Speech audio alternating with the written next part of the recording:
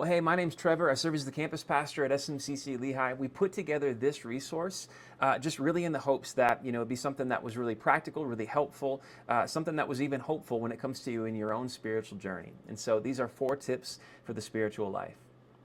Tip number 1 is ask questions. And we say this because when it comes to the spiritual life, things like doubt, things like questions, things like curiosity, these are your best friends on the spiritual journey. And we say that because we really believe that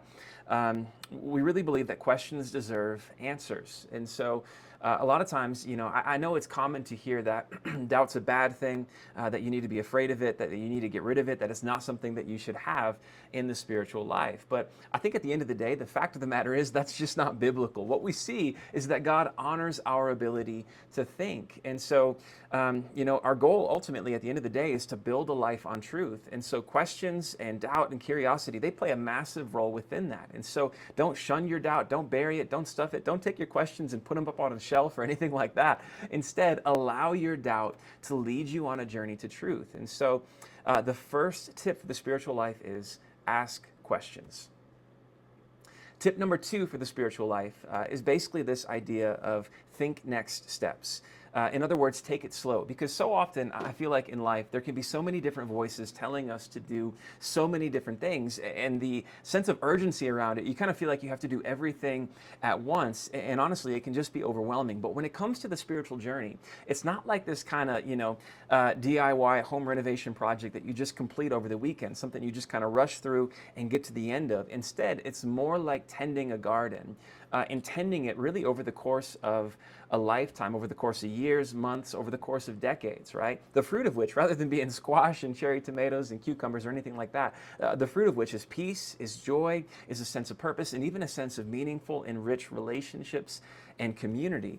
But the thing is, the way we get there is not by asking, what are all the things that I need to do right now in this instant, but just by asking, what is the one next step that I can take now to keep moving in that direction? A next step that's not overwhelming, and yet at the same time is meaningful. One that's not exhausting, but one that keeps me moving in that direction of a well-tended spiritual life. One that's marked by the peace, the joy, the purpose, and the sense of community that we all long for.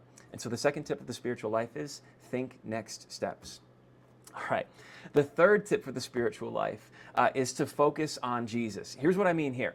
I know that we talked about answering questions. Questions deserve answers. I absolutely believe that. At the same time, there can be seasons within the spiritual journey where we have a million different questions that explode in a million different directions. And when we're trying to go about things in a healthy pace, in a healthy way, it's not possible to answer all of those questions immediately. And so what do you do with that? Well, you prioritize.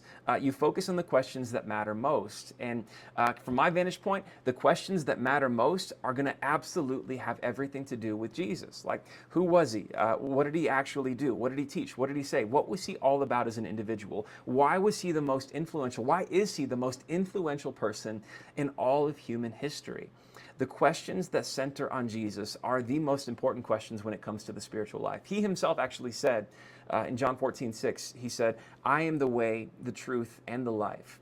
No one comes to the Father, meaning no one comes to God except through me. And so for those reasons, and for so many other reasons, you'd be hard-pressed to find a better place to start than with Jesus when it comes to growing, taking next steps, and answering questions around the spiritual life. And so the third tip of the spiritual life is focus on Jesus. The fourth tip for the spiritual life is to lean into these 2 things, right? So up until this point, what we've said is ask questions, think next steps, and focus on Jesus. And so if you're doing that, if you're taking your time, if you're working at a good, healthy pace, and you're trying to answer the questions that matter the most, the ones that deal with Jesus, the question is, where do you answer those questions? How do you find the truth? How do you find those answers in order to continue to build a life on truth? And really, it comes down to these 2 things. The first one is the Bible. And let me just say that right out of the gates, you may be at a place where you love the Bible, you read it regularly, and it's very meaningful to you. You may be at a place where you just don't really trust it, or you're not sure of it, or maybe you just don't even really know what's in it, right? And I think no matter where we're coming from, that's all good and fine. But what I would want you to hear is that the biblical writings, when we look at ancient documents, documents from the ancient world, things like the Iliad, the Odyssey, the writings of the Stoics, so many other things, what we find is that far and away, it's not even close. The veracity, the reliability, the accuracy, the trustworthiness of the biblical writings are far and away superior to any other ancient documents. And the New Testament, these 27 documents, right, that make up the New Testament, 66 books in its entirety within the biblical writings, but the 27 in the New Testament are written primarily by people who knew Jesus, who were in relationship with him, who even were mentored by him, and wrote about him later within their lives as eyewitnesses. And so, for all of those reasons and more, you'd find it very difficult to find a better set of sources to answer your questions around Jesus than the biblical writings, and even in particularly the New Testament itself. And so, lean into the Bible. And then number two, community.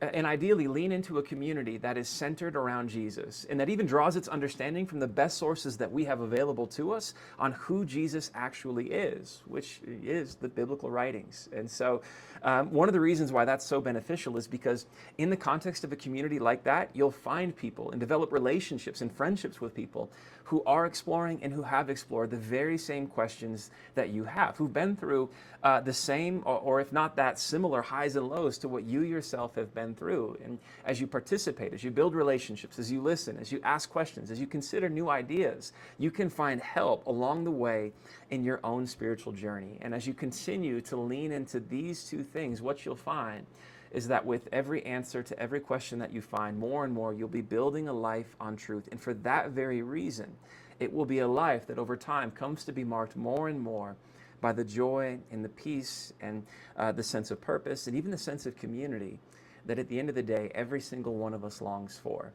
And so these are 4 tips for the spiritual life. Ask questions, think next steps, focus on Jesus, and lean into these 2 things, the Bible and community.